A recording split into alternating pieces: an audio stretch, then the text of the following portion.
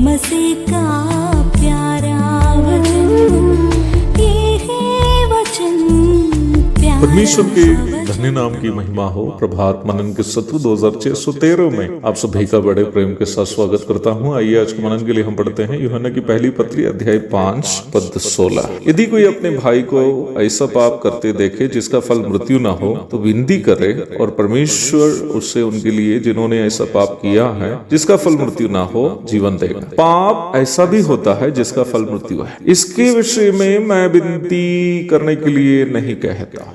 यहाँ पाप शब्द को जिसका फल मृत्यु है प्रेरित यूहन्ना एक वचन में सूचित किया है, जिससे ये पता चलता है कि कोई एक खास पाप की ओर प्रेरित यूहन्ना यहाँ इशारा कर रहा है। जैसे कि मैंने कल बताया था, 3 बाइबल भागों को हम नया नियम में देखते हैं जहाँ विश्वासियों को शारीरिक मृत्यु मिलने की संभावना जताई है। पहला कुरिन्थी 11:30 में विश्वासियों को सुधारने हेतु ताड़ना के रूप में शारीरिक मृत्यु भी मिलने की बात को हम देखते हैं। वहां हम पाप में जीने वाले विश्वासियों पर परमेश्वर की ताड़ना के 3 चरण को देखते हैं, जो क्रमशः आत्मिक दुर्बलता, शारीरिक दुर्बलता अथवा रोग, फिर शारीरिक मृत्यु आती है। आइए हम देखते हैं वो 3 बाइबल भाग कौन कौन से हैं जहां हम मसीह विश्वासियों को ताड़ना स्वरूप परमेश्वर से शारीरिक मृत्यु मिलने की बात बताई है। सबसे पहले प्रेरितों के काम अध्याय 5 की 1 से 10 तक के भाग में कलीसिया में इकट्ठे किए गए या सेवकाई के लिए इकट्ठे किए गए धन में विश्वासघात करने के कारण यरूशलेम की कलीसिया के 2 सदस्य हननिया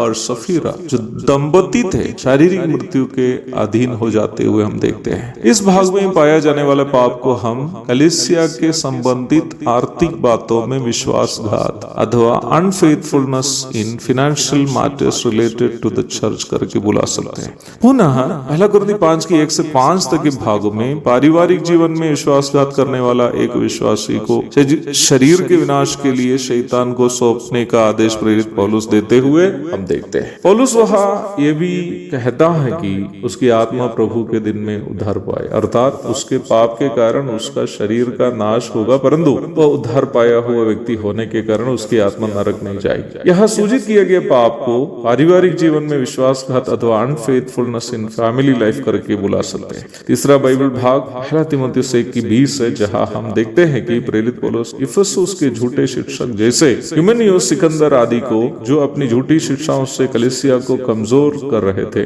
जैसे कुरिन्थ के व्यभिचारी को शैतान को सौंपने का आदेश दिया था ताकि उसके शरीर का विनाश हो, शैतान को सौंपने के लिए कहता है। यह देखने वाला पाप वचन सिखाने की सेवा में विश्वासघात अथवा unfaithfulness in the ministry of Bible teaching. पहला कुरिन्थी 4:2 में पौलुस ये स्पष्ट किया है कि परमेश्वर वचन की सेवा करने वालों में विश्वास योग्यता चाहता है। याकूब 3:1 में याकूब भी कहता है कि सब कोई उपदेशक बनना ना चाहे, क्योंकि उपदेशक और भी दोषी ठहरेंगे। इन तीनों बाइबल भागों में हम स्पष्ट रूप में देखते हैं कि उन सभी विश्वासी जो कलीसिया के संबंधित आर्थिक विषय में विश्वासघात करते हैं और पारिवारिक जीवन में विश्वासघात करते हैं और कलीसिया में वचन की सेवा में विश्वासघात करते हैं, शरीर का नाश उनका प्रभु कर सकता है। तब आपके मन में एक सवाल आ सकता है, ब्रदर आप ही तो बोले थे पहला यूहन्ना 5:16 में खास एक पाप को ऐसे पाप के रूप में बताया है जिसका फल मृत्यु है, परंतु आप तो यहाँ 3 पापों का जिक्र किए हैं। जी, आपका कहना सही है। आगे का अध्ययन में आप ये अवश्य समझ पाएंगे कि ये तीनों बाइबल भाग एक खास पाप की ओर इशारा कर रहा है।